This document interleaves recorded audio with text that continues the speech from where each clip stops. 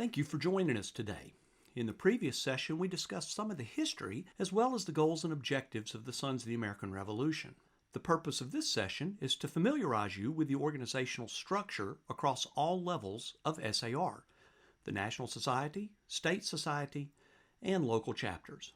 The Sons of the American Revolution is committed to ensuring that all members understand who we are, what we do, how we do it, and how you might be involved. This video is part of that commitment to you.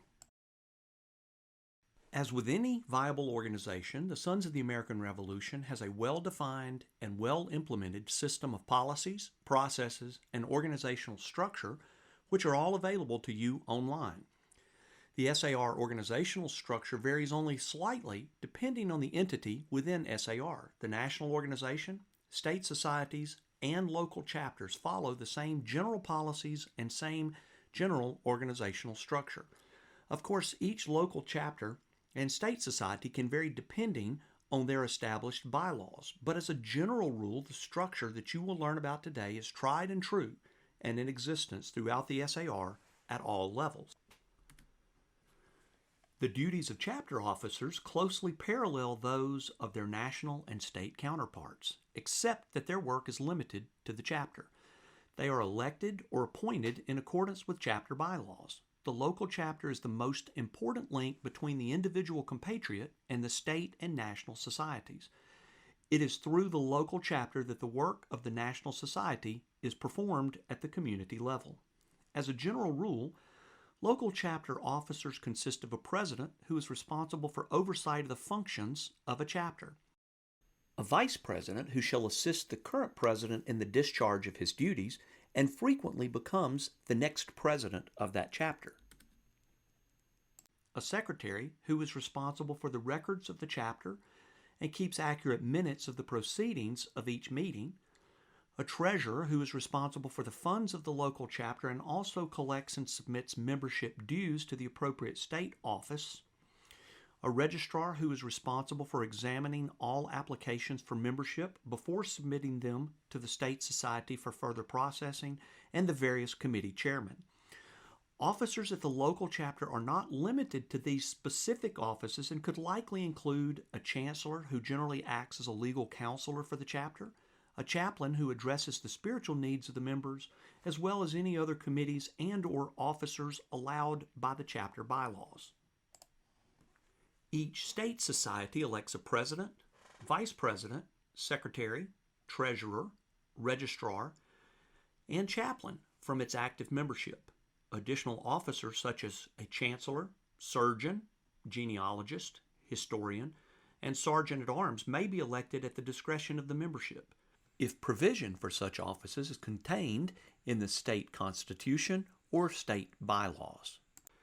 In addition to the elected officers, each state society shall nominate a national trustee and an alternate trustee who shall be elected by the annual Congress of the National Society. The names of the national trustee and alternate trustee nominated by the state society are sent to the national headquarters at least 30 days prior to the convening of the annual Congress.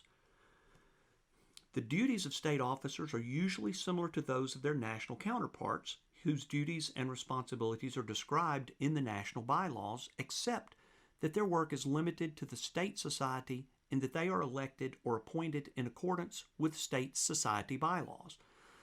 The president of a state society fulfills the customary duties of the office and maintains general supervision over the affairs of the state society. The secretary has charge of the records of the state society, gives notice of all meetings, and keeps an accurate written record of the proceedings of such meetings. He signs all application papers. A corresponding secretary may be elected to receive and acknowledge correspondence. If a corresponding secretary is not elected, the secretary should perform the functions of a corresponding secretary. The treasurer has custody of the funds of the state society and is responsible for the collection and transmittal of membership dues to the National Society as specified in the bylaws of the National Society. The offices of the secretary and treasurer, especially in small state societies, may be combined and held by one compatriot at the discretion of the membership. The registrar examines all applications for membership and approves them if found acceptable before submitting them to national headquarters for final approval and registration. The registrar retains a duplicate copy of each application for the archives of his state society. Effective August 1st, 2022, the chancellor, who in all instances shall be an attorney at law admitted to practice in the state society's jurisdiction, gives opinions on legal matters affecting the society when such questions are referred to him by the proper officers.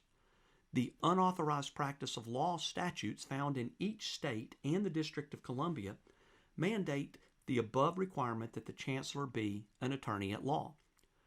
State societies are encouraged to review their jurisdiction's UPL statute. The chaplain, preferably an ordained clergyman, gives the invocation and benediction at state society meetings and ceremonies and furnishes the membership with spiritual guidance. He conducts any religious service that is relative to state functions. The general officers of the National Society shall be a President General, a Vice President General for each of the regularly established districts within the United States as specified in the bylaws, and one or more Vice Presidents General for outside areas, provided that the Board of Trustees shall so provide.